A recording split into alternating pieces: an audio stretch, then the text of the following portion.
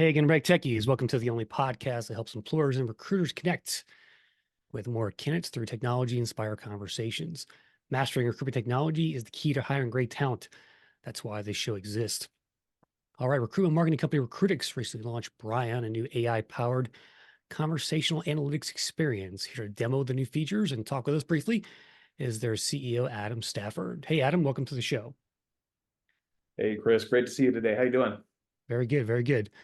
And what's new at Recruitics these days? Give us a quick update Oh, on the company. well, yeah, I'll tell you, Chris. We're just flying. This the economy that we find ourselves all in is asking. All of our clients are asking, how do we do more with less, right? And how do we get more productive? How do we create more out of the cloth that we have to cut around here, right? And for us this year, we've got a big focus in terms of productivity, both in our teams, but also for our clients. And what I'm excited to share with you today with BRION, our AI analyst, is that what we're doing is we're helping our clients cut through analytics interfaces and get straight to their data and get the insights that they need without having to have a degree in statistics or Yeah. in Excel.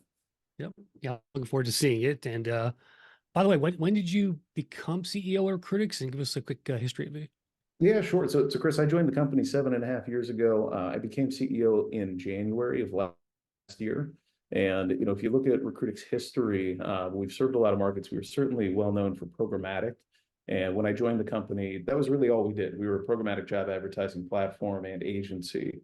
A few years ago, we acquired KRT Marketing out on the West Coast, really became a full service agency. And where we are today, is we've really spearheaded and fully embraced being a recruitment marketing platform where we offer technology and services that together can solve really any problem in talent attraction and conversion for TA professionals.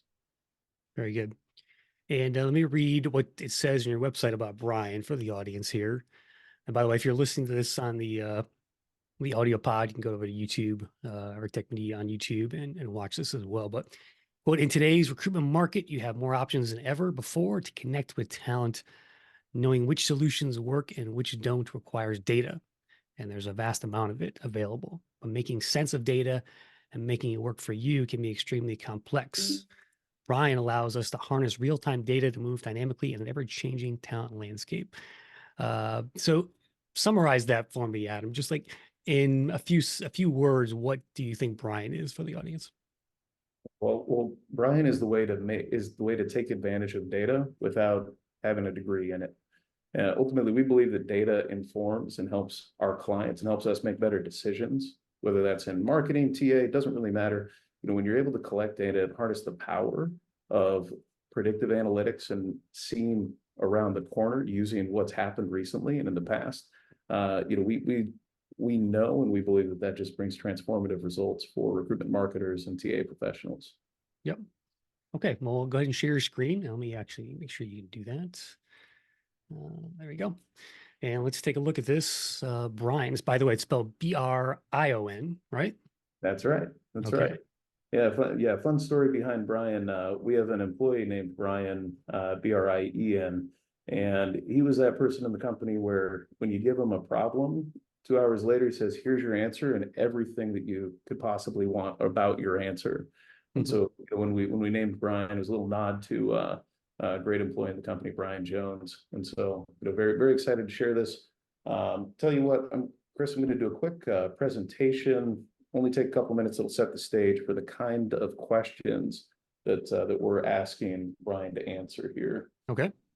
So I'll go ahead and share my screen. So first, for anyone who's not aware, Recruitics, recruitment and analytics is at the center of everything that we do, and data is foundationally what enables, empowers analytics. And when we look at data, right, data is all around us. And especially today, I think Josh Burson recently said that most employees have over 80 systems that they use at work. All of those systems are creating data. All of those vendors who are selling those systems are saying, you can use our data to do things better. And ultimately, all of the partners that we work with and that we work with our clients are producing data. And so we look at that vast amount of data and we say, okay, how do we collect that? How can we harness that? And how can we use that to know things that otherwise we wouldn't know? And so when we serve our customers, we're thinking about people like talent acquisition leaders, and they want to know, some simple questions. How many applies have we generated this month? How does our apply volume this month compare to last month? What's our CPA? Is our CPA efficiency trending up or down? Where are jobs being advertised? How are we doing in tough markets? There's also recruitment marketers on the client side who want to know a little bit more technical questions. How much have we spent on job advertising this month? How much budget do we have? How do my campaigns perform? What are our top performing sources? How does ZipRecruiter's performance compare to Snagajob? What about Jobcase, LinkedIn, Google, Talent? How are we performing in California? How's the labor market in California impacting our performance? These are all things that our clients want to know in their role as recruitment marketers. And of course, we all serve the hiring manager in TA, and hiring managers want to know, is my job being advertised? Is my job on Indeed? Why don't I have more applicants? And so when you think about all those questions, right, and all those opportunities, all those things that our clients and that our stakeholders, that our clients want to know, all of those things can be answered using data. But when you have a lot of data, sometimes it can feel like you're drowning. And so for us, bringing BRION to market along with our flagship analytics platform BRION is the way that we cut through the overwhelming amount of information, and we make it really, really accessible. And so I'm going to switch over to BRION first here, and I'll make this full screen. So this is our flagship analytics platform, BRION, and BRION, we'll take a look at BRION in a minute. You can see BRION's built in here. But we rebuilt our analytics solution from the ground up over the past 2 years to really meet the needs of today's environment, where we're pulling in more information. We're pulling more information, whether it's around campaigns or sources or performance or applies. You can see a lot of emphasis on performance and jobs. We have a big push into benchmarking data. And so we've got some unemployment data here currently, but we're also pulling in additional third-party data sources. So you can answer the question, not just how are my campaigns doing, but is that any good? A few other things that you'll see, right? Paid source performance comparisons, a lot of charts and graphs, but ultimately this is a pretty, this looks a lot like an analytics product, right? It's a fully featured product, but a lot of people see this and it's a little overwhelming. And so let's get into BRION. You can see where we're really trying to take our analytics experience of today and make it much, much more accessible to everybody who's using analytics. So let me go ahead and ask BRION a question here. Say, actually do the last 30 days. And we'll say, how did ZipRecruiter, we'll compare ZipRecruiter and Jobcase. The question is, over the last 30 days, how did ZipRecruiter perform relative to Jobcase is the question that you're asking, BRION. That's right. So the first thing that BRION does here, and what's pretty cool about this, first thing that BRION does is BRION tries to understand the question, right? So you'll see BRION parse, question feeds through an LLM, comes back and says, okay, got it. I understand what you're asking. Now we are, first gen here. So it takes about 60 seconds typically for BRION to run.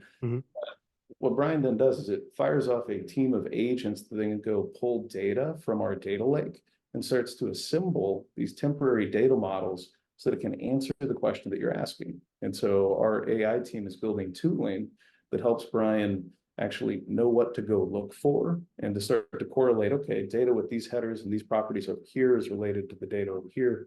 And it pulls that data back together into a data set that it can analyze. And so BRION now has gotten the data. Now it's saying, okay, what are we trying to understand here? And this is a lot where like the training of the model comes in. What are we trying to understand? What are we trying to get out of this? And what could be useful to the person who's using this or asking this question right now? So let's take a look. So BRION comes back and says, okay, first of all, let me give you baseline performance data. So last 30 days, here's what you spent. Here's your job views, the apps, the conversion rate, cost per apply, cost per click on ZipRecruiter and Jobcase. You can see we've still got a little bit of UI work to do here to make this all line up, but you can see the data that's coming back. Now, BRION also, one of the really interesting things about BRION is that we are giving BRION opinions, okay? And this is where we think there's a lot of promise in AI. It's not just about regurgitating information, but it's about interpreting and understanding. And what this leads to is actually prediction and recommendation. And so what you're seeing today is in production.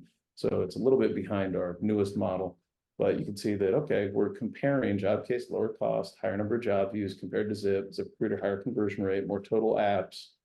These are aggregate figures, may vary. It also gives you additional resources if there's another place to go look in the application to get more info. Then it says, okay, well, here's some visualizations that you may find helpful. And so Brian is producing these on the fly based on the question that you're asking. And so what you also see is that there's additional suggested questions here, right? And so Brian's actually trying to say, well, you asked me one question. What else could you be interested in? And what I'm really excited about with this and where we're going with this is actually Brian not requiring you to know which question to ask. But Brian, when we roll out the version that's, that we're working on right now, a little bit later this quarter, when you open Brian up, Brian's going to have suggested questions based on the data that you're looking at on the dashboard that says, hey, based on contextual knowledge of this dashboard, here's what you should be looking at. So ask me this question. It's really good. So, that quick demo, and one question we could do something else on the fly, but I think this gives you a good sense of what the goal is and, where we see Brian really changing the game. Our clients today, when they want a performance comparison, they'll email us.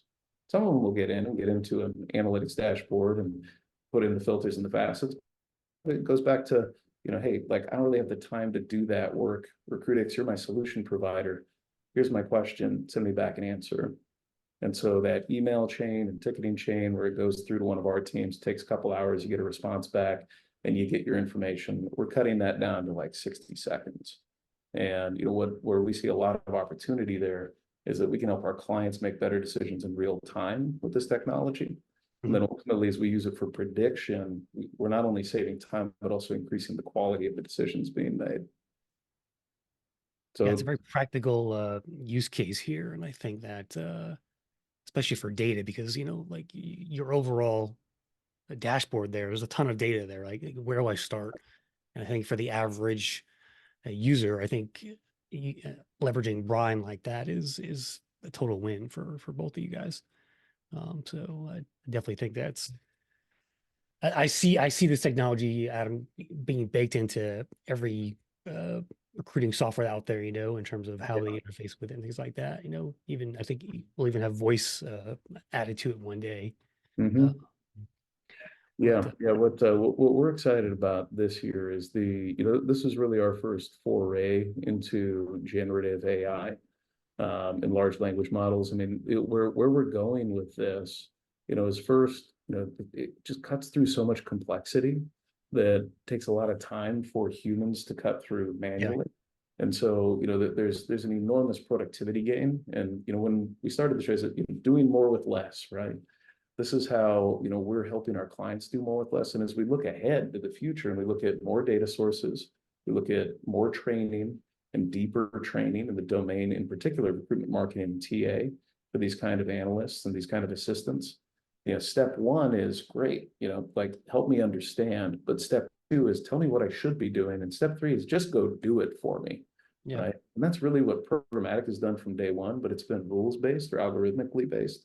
And that's somewhat dynamic with machine learning models, but it's fundamentally different than what we're able to do with generative AI in terms of learning on the fly and really applying innovative strategies on the fly that can be done without without having to pass through the human filter. yeah. Are you guys using Brian internally as well to just Yeah. for your own data sets for across all your client base? Yeah, so that's where we started. We actually started off and said, okay, we went to our analysts and our performance marketers and we said, beat this thing up and ask it every question you can think of, because ultimately those are the questions that matter to our clients, are the ones that we're spending time doing the research on, the analysis on, and ultimately providing the reporting back on. And so, we went internally first. We've got a bunch of folks using this every day today in the company, and general release is a little bit later this quarter into our client base. And we've got some early beta clients lined up who are super excited to get their hands on it. And we're, honestly very, very excited to get this Mm. rolled out as well. Brian, Adam, give me one example of a data set that you found out from Brian that you had never seen before. Give me a quick example if you could. So if we think about, it's a good question. That's a very good question. So let me see here. Something that surprised you or Yeah, yeah. So one of the things that Brian's able to do really quickly is to identify where activity isn't happening, if that makes sense. And it's one of that tends to be one of the toughest things to do with analytics applications. And so analytics report on events, right? And analytics report on events and cost and data that you have. What Brian's able to do is quickly tell you where are the missing links. Hey, here's job inventory that you have with no analytics data around it, right? And so it uncovers, right, places where either you may intend to advertise, you may not to, but ultimately you get a very, very quick view into not only here's what's happening, but here's what's not happening. And I think that kind of almost introspective analytics is something that is not very intuitive for a human to do, Mhm. right? And Brian does it very, very quickly. And so it can spot the pain points and the problem points just as much as it can compare the performance where things are working as intended. Mhm. Very cool. Well, we look forward to it. And you said you're rolling it out to clients this in the spring. Yep. Later this quarter, so we've got early clients going live in February is the current intent, um, and then we're looking at general release across clients in the first half of the year. Very cool. And while I got you here, Adam, I want to get your thoughts on Google for Jobs. A lot of speculation going on out there. I'm still a little skeptical, but have you heard anything? Are they working with you guys at all in terms of they coming out with any kind of Yeah. paid sponsorships for Google for Jobs?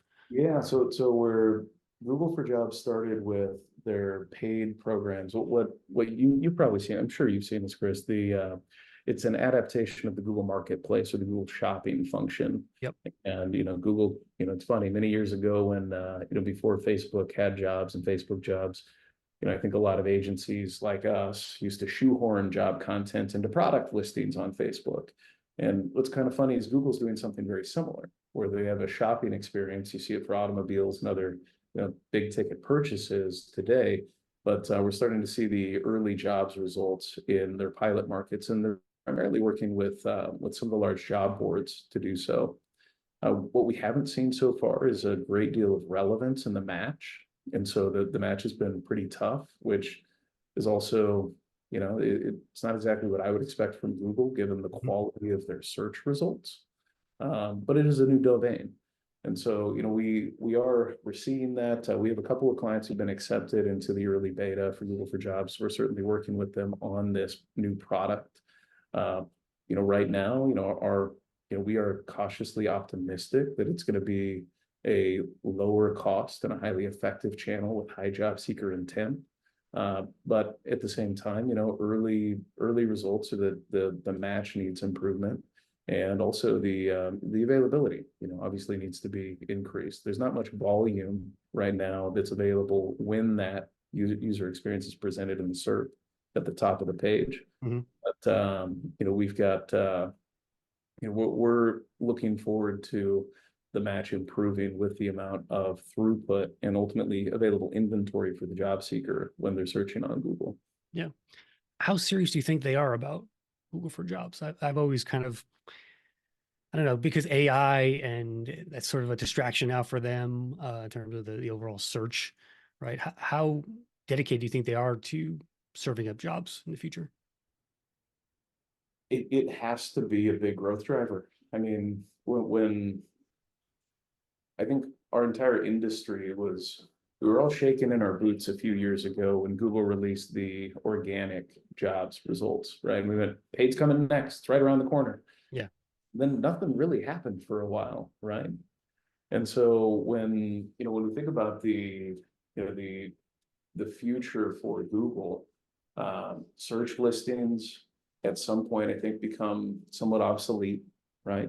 And the search engine results page of today that we're very familiar with probably gives way to something that's a much richer experience.